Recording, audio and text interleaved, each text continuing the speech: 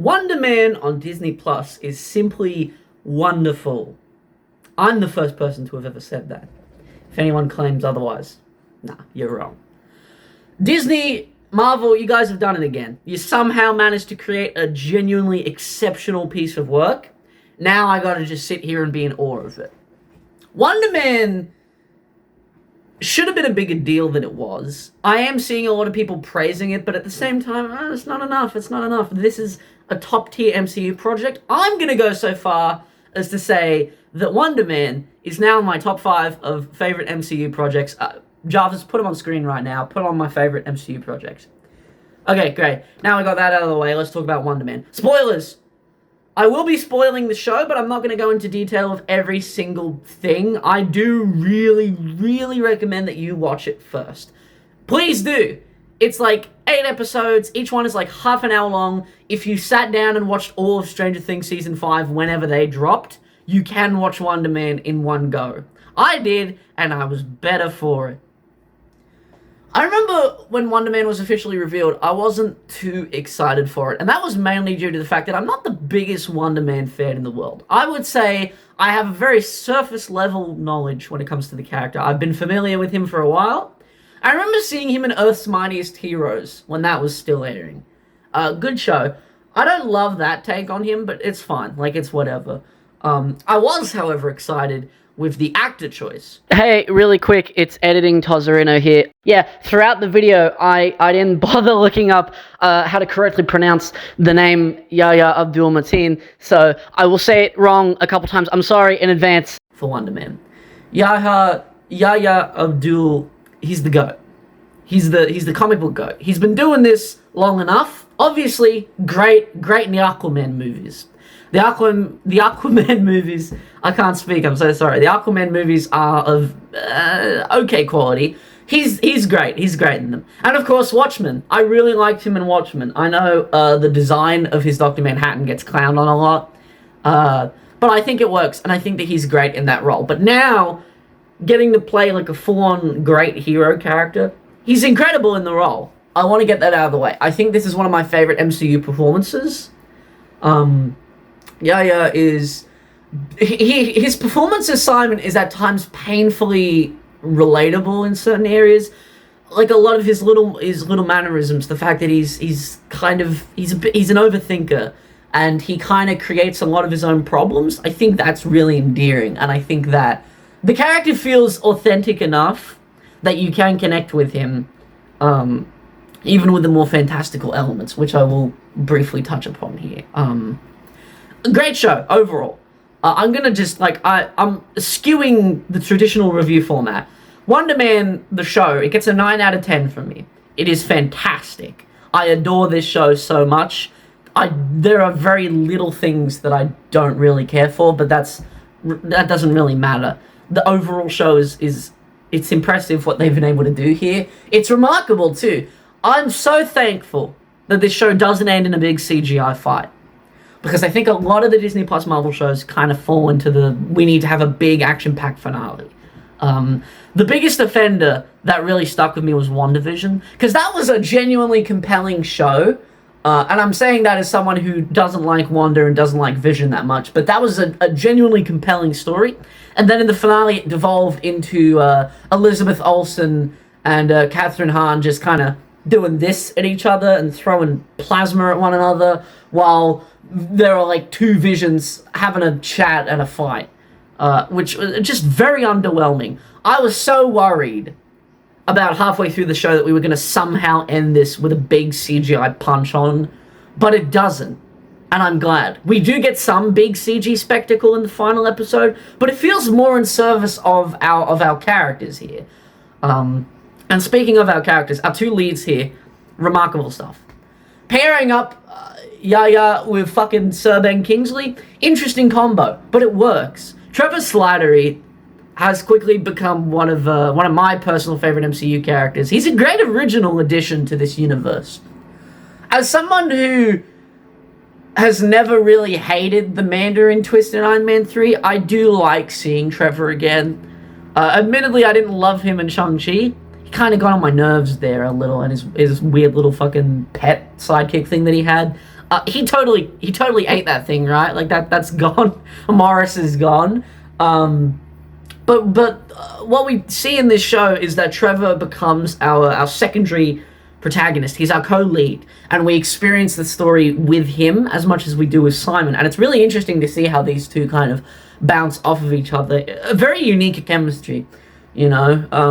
I will admit there was a part of me early on that was kind of, I guess, curious as to why Simon is so invested in Trevor, but with later revelations about his family, his childhood, and just seeing more of Simon as a person, it makes sense to me that he would form such an immediate kind of connection to someone, especially considering he's so alone, and he struggles to form connection. I think that's really compelling. Like I said earlier, there are some elements to Simon that are painfully relatable, and just the way he attaches himself to Trevor and their dynamic is really the core of the show. And it works really effectively. Like, you do buy that these two would become so close to one another. And it kind of sucks considering it starts on a lie. But I like that episode 1 immediately kind of ends with dropping on us that Trevor is working for damage control. Great stuff. And we brought back the guy. He's the guy from Succession. He's Stewie from Succession. We brought him back. He's a pretty decent antagonist. I like seeing him. I like he's just treating all this like work, because it is for him. Do not let that man hang out with any mutants. That he's going to be a problem. He's going to be a problem when the X-Men show up. I got a good feeling about that. You know eventually that something's going to break with Trevor and Simon, and when it does, it makes sense. Simon's crash out, totally valid. But yeah, just remarkable stuff. The relationships between these two. Really, the relationships between every character, I think, is interesting. Simon's connection to his family. Episode 3 is a personal favorite of mine. I know the Doorman episode is peak. Don't get that twisted. The Doorman episode is peak. But for me, episode 3, when Simon goes to his mother's birthday and we see him interacting with family, you know, people he's known his whole life, and we, alongside Trevor, we learn about who Simon was as a kid and who he is now, and it's so specific in how upsetting it can be. Everyone's kind of bad-mouthing him, talking about him like he isn't there, kind of just going over him. And, I think it's all just very compelling stuff. The scene with Simon's mother and Trevor in the kitchen later on, where she's talking about him hurting his knee as a kid, and that whole bit that she gives, it's great. It's genuinely emotionally affecting stuff. It's really good. And to be honest with you, I didn't think the MCU could still kind of do that. Now, granted, recently the MCU, I think, has been on a bit of a roll. The Thunderbolts and Fantastic Four were terrific. Ironheart was great. I love that show. Even though I wasn't really an Ironheart fan, great show. But in terms of just that raw, emotional, human element, I think that Wonder Man completely nails it. And it's so terrific. It's wonderful, like I said. I will admit, there is one aspect of the show that I don't love completely, and that is Simon's brother, Eric. Now, one of the few things I knew definitively about Wonder Man going into this is that his brother is the Grim Reaper. Right? That's kind of a big thing. And my thought was that we were going to see his brother become the Grim Reaper. And maybe that would be set up for a future season. That doesn't happen. Eric is just kind of a normal guy who is kind of bitter towards his brother throughout the show.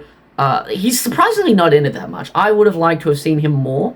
Just the sort of antagonistic rivalry he does have with Simon is interesting, and it works well enough that I was satisfied with him not becoming a supervillain, but at the same time, I would have enjoyed at least the setup for it, at all. It doesn't have to happen this season, but, just a general idea of where that character is going. But instead, we get a brother who kind of looks down on his younger brother and feels kind of a bitterness towards him that, to me at least in the finale, it doesn't quite go away when he sees the movie. There's still, to me at least, there's still an undercurrent of that there. It's just that now he's expressing more positively towards Simon. I would like to see the Grim Reaper at some point, because I think that the relationship between him and Simon is important to both characters. That's the only real thing I didn't love about the show. Everything else is just terrific. I love the style. I love the editing too. I love the way each episode kind of comes to title. I love that each episode starts with a little flashback to add some additional flavor. I love the Doorman episode. It looks pretty great considering that they didn't originally mean to shoot it in black and white. I think it looks really good. It converted really well. It's just a really strong show. And frankly, I wish this is what all the Disney Plus Marvel shows were. Less action, more character-focused stuff. You can still have action, but just ground it more in character. I think that some shows like WandaVision and Loki kind of nailed that, but in other areas they do fall flat. I think Wonder Man is the first to truly kind of just swing for it and actually hit it. It's a remarkable piece of work. It's a remarkable show.